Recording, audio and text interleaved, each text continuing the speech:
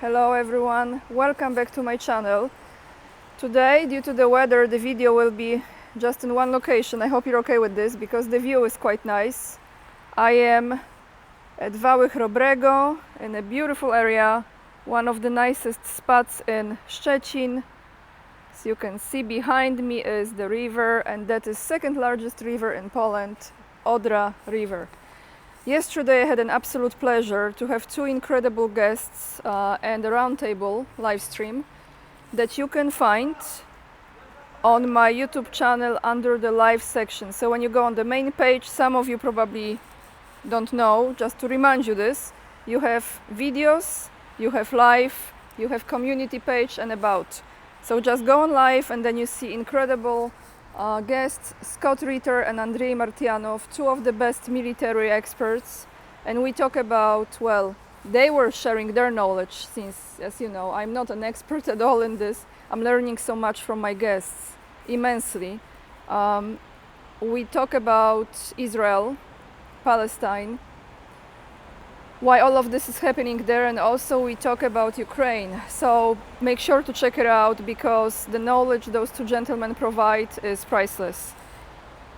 I want to start this video with it's a rumor, it's a gossip. I don't know how much truth is in it, but those resignations that have been taking place in Polish army, especially those of 11 high-rank officers, not just those two generals that resign, that created this earthquake in Polish army, but there were more high-rank officers, and yes, it has been confirmed. So those officers, apparently, most of them resigned due to the situation related with operation called Neon operation. And what is this? Some of you probably remember when I recorded a video when Polish army is supposed to evacuate Polish citizens from Israel.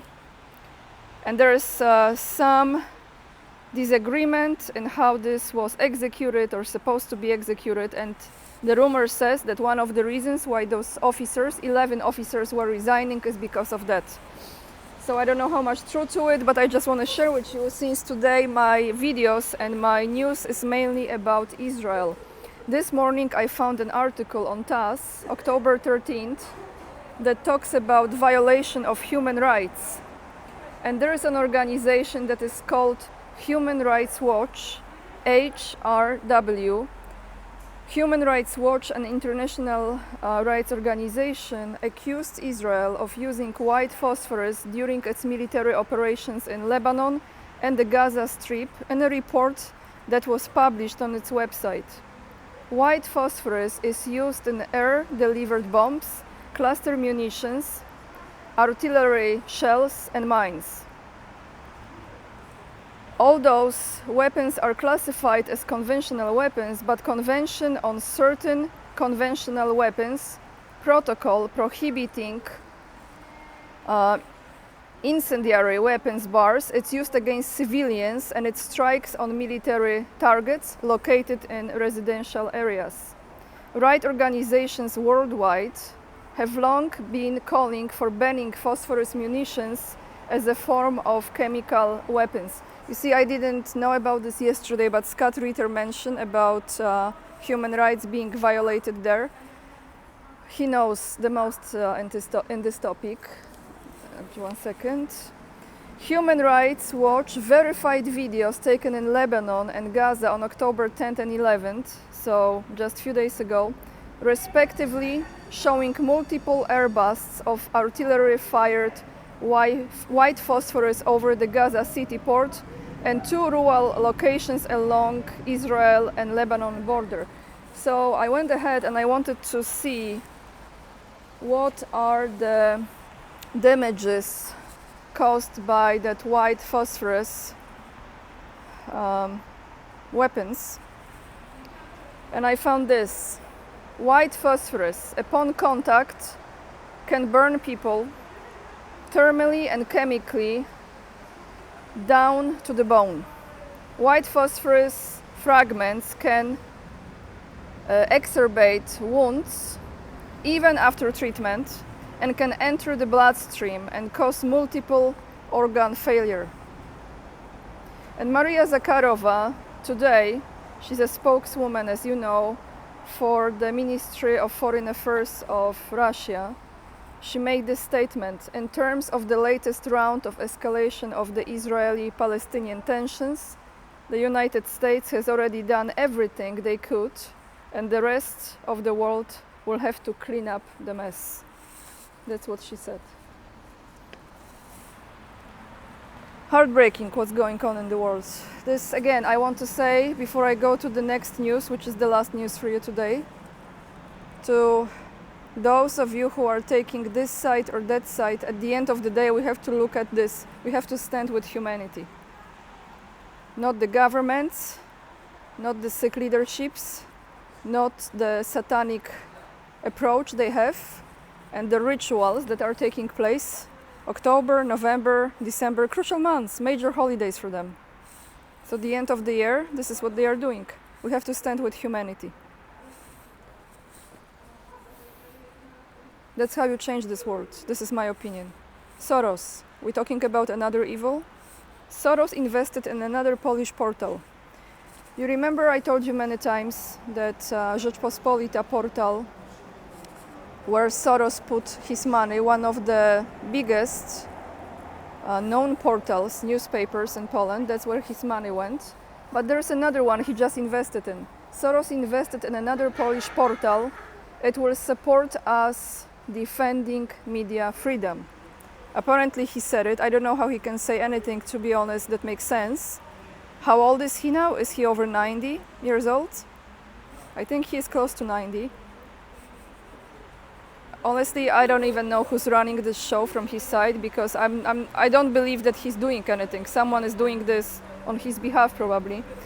What is the name of the portal? It's called Wirtualna Polska, and I brought you some news from this portal before. Wirtualna Polska has held a minority stake at MDIF, it's the name of the company, a fund that supports media independence. This is the name, MDIF. For this reason, the Polish company decided to undertake a transaction below the market valuation. MDIF is linked to George Soros. From the portal, these are the words from people who represent this portal. We agreed to this transaction this year, despite the fact that the current stock market price of the shares does not correspond to, in our opinion, the real market. So they went below the price, the real market value of Wirtualna Polska. So they lowered themselves. In this case, however, it is much more important for us as owners to find a partner who will support us in defending media freedom in Poland. The controlling stake remains in Polish hands. Guys, I'm telling you, they are playing this game, and they are... Okay, first of all, Soros and independent media, what a freaking joke. Second of all, my conversation with Maciej Maciak, who is the leader of the only movement I believe in Poland that I will be voting for during this election on Sunday, he actually addressed the topic of media, Polish media. Who owns the media? The richest people in Poland that are on the top of Forbes' richest polls are people who own the media. And not surprised at all that movements like movement of citizens, grassroots movement of real people like Ruch Dobrobytu I Pokoju, the movement for peace and prosperity and peace, no media is talking about it. None, zero. That's why those of us who have like YouTube channels or any other platform, social media, we have to give some voice to movements like this, because they will never be, unless they get into parliament, they will never be shown on the main TV channels, because they don't have the backing. You see how it is? So maybe if those movements are not there, they are not publicized, they are not spoken about, those are the right movements, isn't it? So now you have the second, I'm sure there is more, but officially the second portal in Poland, media portal that Soros puts his money in. we have Rzeczpospolita now, and we have Wirtualna Polska. So guys, that's all I have for you today. I will end this video here. I see you tomorrow during the weekend. Tomorrow I might explain to you or give you some more highlight to you more about this election that will be on Sunday, what parties are participating, how does it look like, how many parties are there, and yeah, check out the live stream that we had yesterday. All the links to find me, to support me if you choose to, you have down below this video. I appreciate all of you, all my viewers. Thank you for your likes, thank you for your comments, thank you for watching my videos, and make sure to join me on Locals and subscribe, and also join my mailing list just in case, since you never know. Instagram is there as well if you would like to follow my life journey. And what else? Buy me a coffee if you feel like. That's about it. Lots of love, everyone. And remember, we are the leading edge and we are saving humanity. Bye, everyone. See you tomorrow.